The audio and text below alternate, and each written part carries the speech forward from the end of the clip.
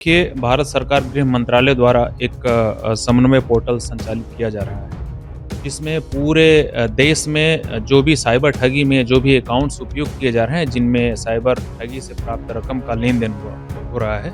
उसकी जानकारी समन्वय पोर्टल में दी जा रही है। जो ठगी से या साइबर ठगी से जो प्राप्त रकम है, उनका लेन-देन हुआ है और ऐसे 105 खातों में कुल 1,02,34,207 रुपए का लेन-देन प्रथम दृष्टया दिख रहा है। आज ही धारा 317 2-4, 318 4 और 61 2A BNS के तहत अपराध कायम किया गया है। देश भर में चल रही साइबर ठगी और साइबर क्राइम को लेकर के लगातार देश भर में मुहिम चली जा रही है और इसी तारतम्य में एक गृह मंत्रालय के समन्वय पोर्टल से एक जानकारी दुर्ग पुलिस को पहुंचती है कि भिलाई के सुपेला स्थित फेडरल बैंक में 105 खाते ऐसे हैं कि जिसकी संदिग्ध उसमें लेन-देन की जानकारी मिली है और इसको लेकर के आज सुपेला थाना में एफआईआर भी दर्ज की गई है। पूरा मामला क्या है और किस तरीके के इसमें खाते के जो संदिग्ध लेन-देन है, किस तरीके के हो सकते हैं, सीएसपी सर से जानते हैं। सर, किस तरीके के ये पूरा मामला सामने आया है और क्या-क्या इसमें कार्रवाई हो रही है और दस्तावेजों कैसे जाँच होगी? खाता धारकों से क्या पूछताछ होगी इसमें?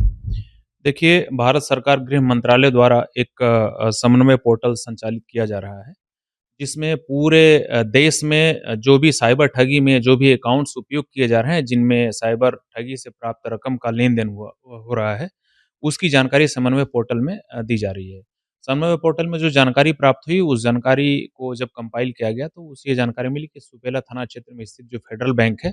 फेडरल बैंक में 105 ऐसे खाते खोले गए हैं, जो जिनको म्यूल अकाउंट बोला जाता है, जिनमें संदिग्ध रूप से बड़े पैमाने पे जो ठगी से या साइबर ठगी से जो प्राप्त रकम है, उनका लेन-देन हुआ है और ऐसे 105 खातों में कुल 1,02,34,207 रुपए का लेन-देन प्रथम दृष्टया दिख रहा है। उसमें जो भी खाता धारक हैं, खाता धारक और जो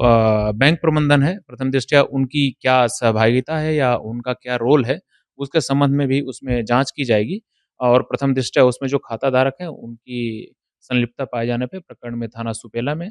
आज ही धारा 317 2-4, 318 4 और 61 2A BNS के तहत अपराध कायम किया गया है और कायम कर उसकी विवेचना की जा रही है। किस तरीके से खाते संदिग्ध रूप से लेन-देन में उपयोग किए जाते हैं? कई बार पुलिस खुलासा भी कर चुकी है, साइबर ठगी के मामलों में खाते किराए पे लिए जाते हैं। तो क्या इस तरह की गतिविधियाँ या कोई हवाला के पैसे इसमें आने की संभावना होती है? देखिए, मुख्य तौर पे अभी तक जो ट्रेंड रहा है जो किराए में खाता दिया जाता है कि कोई खाते को दे दिया और खाते को देकर के उसमें संदिग्ध लेन-देन किया जा रहा है, उसके एवज़ में उसके द्वारा पैसे जितने भी पैसे हों 5,000, 10,000, 20,000 वो प्राप्त किया जाता है हर महीने। तो ये म्यूल अकाउंट मूलतः उसी टाइप के खाते हैं और इसमें निश्चित रूप से जो भी खाता धारक हैं, उनकी भूमिका संदिग्ध है और उनके द्वारा जो भी ऐसे खाते का उपयोग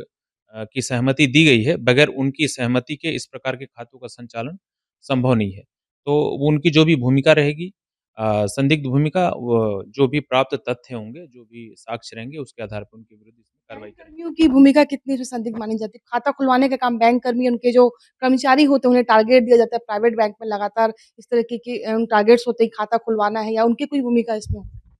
देखिए, इसके पहले सुपेला थाना क्षेत्र में और अन्य जो भी थाने में इस प्रकार के अपराध कायम हुए हैं, उनमें कुछ जो बैंक कर्मी हैं, उनकी मिलीभगत और उनकी संलिप्तता भी पाई गई है और उस आधार पे उनको प्रकरण में अभियुक्त बनाया जाकर उनकी गिरफ्तारी की किया गया है और उनको जेल भी भेजा गया है। तो इस प्रकरण में जो भी भूमिका होगी फेडरल बैंक के जो भी अधिकारी, कर्मचारी या जो भी उनके प्रबंधक होंगे,